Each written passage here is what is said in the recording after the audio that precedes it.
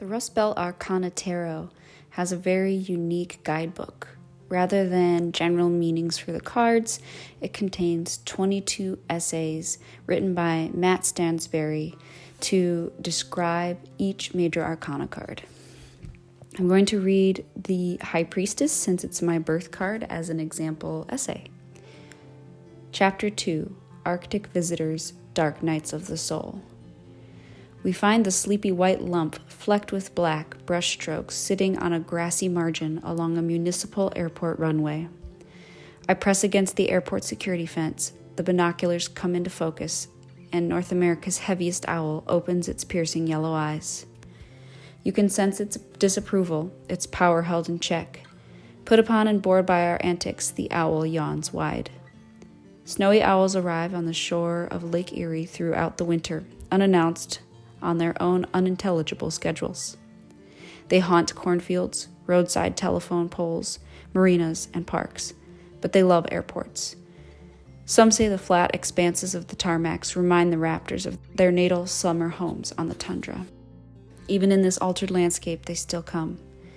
Birds from the wildest reaches of the planet land in the heart of industrial cities. Whenever an owl is found, the birding message boards light up with activity, and people travel for hours to see these animals. Their presence is counterintuitive. The owls do not flee hardship in the Arctic, but rather too much success. Every few years, lemmings flood various parts of the Arctic tundra with rodents. Lichens grow slowly, rodent populations grow quickly. The lemmings eat all their resources in a certain area, and the population crashes. When the food resources grow back, the lemmings explode in a boom cycle of extravagant prey abundance. Adult snowy owls converge on these population explosions and raise double or triple the usual number of baby owls throughout the summer. Owls are territorial, nomadic, demanding, seemingly dignified. Imagine you are one of a huge cohort of yearling birds stuffed into a bowl in the dirt, wing to wing. Your nestmates drive each other nuts the way siblings do. Your doting parents push a never-ending supply of dead rodents down your gullet. They're stacked up outside the nest by the dozen. You can't imagine ever eating another lemming. As soon as you can escape, you disperse across the northern hemisphere. The technical term for the population boom is eruption. In big years, the owls can travel as far south as Florida. A large number of owls congregate around the Great Lakes. Snowy owls tend to rest on the ground and can seem unafraid of humans. Some people mistake apathy for illness or starvation and try to bring the owls offerings of live pet store mice. As is so often the case, meddling causes problems: rodent-borne pathogens, habituation to human activity. The fluffy owl sitting on the matted grass of the half-abandoned Cleveland Municipal Airport seems vulnerable, but the huntress is in repose. It doesn't need us to feed. Snowy owls hunt the frozen lakes, preying on ducks, grebes, and other seabirds clinging to patches of open water. They are agile flyers and could pluck a kestrel or snow bunting right out of the sky. In many ways, the snowy owl in Cleveland embodies the qualities of the High Priestess. It travels here not on learned behavior or innate migration instinct, but on its own intuition. Ornithologists are trapping snowy owls and strapping transmitters to their backs to better understand their travels and behaviors, but we cannot follow beyond the Canadian cell phone system into the highest Arctic regions. Its life is unknowable. It appears calm, restive, yet by night it stalks the ice floes on the lake. All of these qualities echo the traditional themes of the High Priestess: intuition, mystery, calmness, water, darkness, and the power held in abeyance. The owl's arrival coincides with the winter solstice. There is a duality at play in the High Priestess and this time of year. We struggle against the darkness, but if we embrace it, the darkness also promises permanence and renewal. Here on the shore of Lake Erie, there are a mere 9 hours of pale sun on the solstice. We cling to the artificial lights of our screens as if they were life rafts in the dark tide, and lamps fill every corner of our homes with electric glare.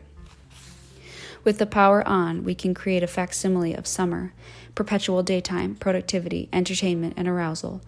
But we know it is there at our backs, inexorably closing in. Darkness, death, winter, infinitum. We fight the dark like children refusing to go to bed. Yet it is a battle we cannot win.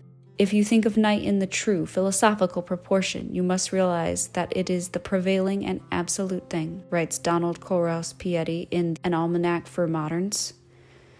Light, day, burning suns and stars, all are the exception. They are but gleaming jewels spattered on the black cloth of darkness. Throughout the universe and eternity, it is night that prevails. It is mother of cosmos, capacious womb of light. While we perceive darkness, we don't experience it at the same way the generations before us. Over 99% of the population of the US and Europe no longer see the Milky Way, but instead look up to a luminous orange fog of our own creation hanging overhead. We are sleep-deprived, strangled by anxiety, overstimulated. We think and breathe in shallow flitting gasps. We are living in dark times without true dark. In Waking Up to the Dark, author Clark Strand suggests that prior to the Industrial Revolution, humans found oneness with the divine during a wakeful period in the dark. Darkness has always been invaluable for our health and the health of the natural world, and every living creature suffers from its loss, Strand writes. Darkness is where myth and spiritual wisdom are born, in this ancient liminal space.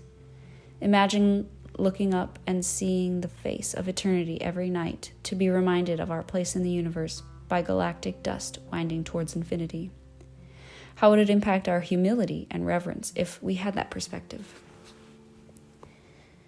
And when you speak to me like this, I try to remember that the wood and cement walls of this room are being swept away now, molecule by molecule in a slow and steady wind, and nothing at all separates our bodies from the vast emptiness expanding, and I know we are sitting in our chairs discoursing in the middle of the blackness of space. Patty Ann Rogers from Achieving Perspective. The snowy owl's world is unwinding. The surface air temperature in the Arctic for 2016 was the highest in over 100 years. Spring snow cover was the lowest on satellite record, which started in 1967. Arctic temperatures have increased at twice the rate of the global average. The availability of lemmings affects the survival of snowy owls, and the cycles of lemming abundance are becoming irregular in some parts of the snowy owl's range. This breakdown in lemming cycles is potentially related to climate-induced changes in the quality and amount of snow.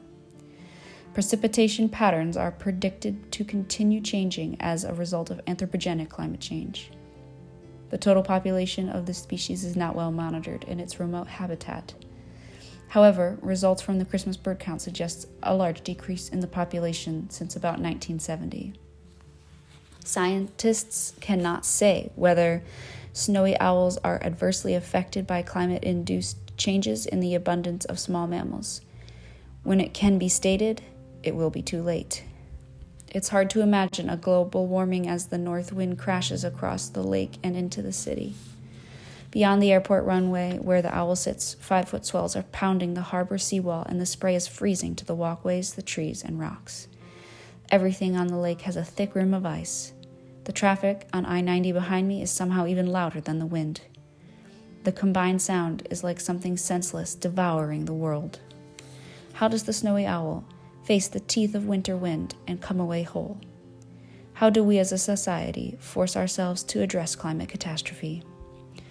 The future will be a product of our errors, hesitations, and escapes, wrote Lauren Isley in The Night Country.